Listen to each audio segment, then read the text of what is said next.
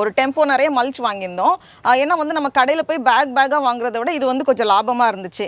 இல்லை வந்து நம்ம நிறைய ட்ரிப் பண்ணோம், இவங்க வந்து ஃப்ரீயாகவே டெலிவர் பண்ணாங்க வீட்டில். ஆனால் வந்து ஃப்ரண்ட்டில் தான் வச்சுருந்தாங்க. நாங்கள் வந்து கிட்டத்தட்ட ஒரு 2 வாரமாக ஆரம்பிச்சதுனால ஒரு 80% முடிச்சிட்டோம். இன்னும் வந்து கொஞ்சம் தான் இருக்குது. அதை எடுத்துகிட்டு வந்து நம்ம மீதி செடிகளுக்கெல்லாம் போட்டுடலாம்.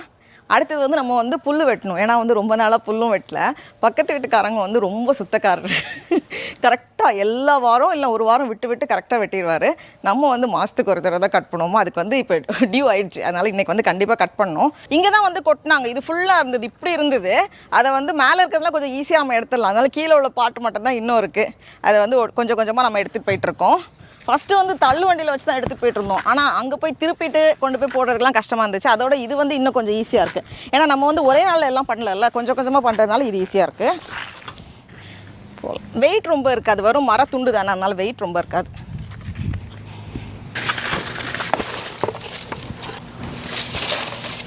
நல்லா ஒரு திக்கான லேயராக நம்ம போட்டால் தான் 1 வருஷம் வரைக்கும் தாங்கும்.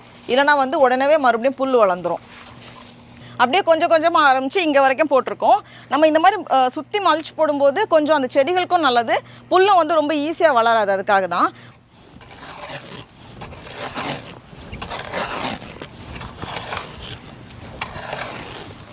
எல்லாத்தையும் சேர்த்து வச்சுட்டு அதுக்கப்புறமா நம்ம எடுத்தோம்னா ஈஸியாக இருக்கும். அதான் எல்லாத்தையும் சேர்த்துட்ருக்கேன். மீதி இருக்கிற மல்ச்சை வந்து நம்ம தொட்டியில் அந்த சின்ன சின்ன லெமன் முளைக்க வச்சுருந்தோம்ல, அதில் வந்து போட்டுட்ருக்கேன். இது வந்து உரம். இது வந்து 4 மாதமாக வந்து வெயில் பட கொஞ்சமாக கரையும். அதனால் இதுதான் ஃபஸ்ட் டைம் இதுக்கு வந்து நாங்கள் உரம் போட்டிருக்கோம். என்னன்னா நம்ம வந்து ஃபஸ்ட்டு சுற்றி ஃபென்ஸ் தான் போட்டிருந்தேன். ஆனால் வந்து கரெக்டாக கொஞ்சம் முளைக்க இந்த ஹாப்பி கொக்கோ வந்து கடிச்சிரும். அதை பார்த்தா நம்ம 1 வருஷம் கிட்ட ஆச்சு இது முளைக்க போட்டு, ஆனால் இன்னும் இவ்வளோ தான் இருக்குது. அதனால தான் இப்போ வந்து ஃபென்ஸ் மாற்றிருக்கோம். அதை எடுத்துகிட்டு கேட் போடுற மாதிரி ஃபென்ஸ் வச்சுருக்கோம். ஃபஸ்ட்டு வந்து நம்ம கேட் போடுற மாதிரி வைக்கல. அதனால் நம்மளும் வந்து ஈஸியாக புல் பிடுங்கிறது வந்து கஷ்டமாக இருந்துச்சு. ஆனால் ஹாப்பி கொக்கோ மட்டும் உள்ளே போயிருதுங்க. அவங்க புல்லை விட்டுட்டு கரெக்டாக நல்ல இதெல்லாம் நல்லா சாப்பிடுவானுங்க. அதனால் இப்போ வந்து கேட்டை மாற்றிட்டு கொஞ்சம் கூட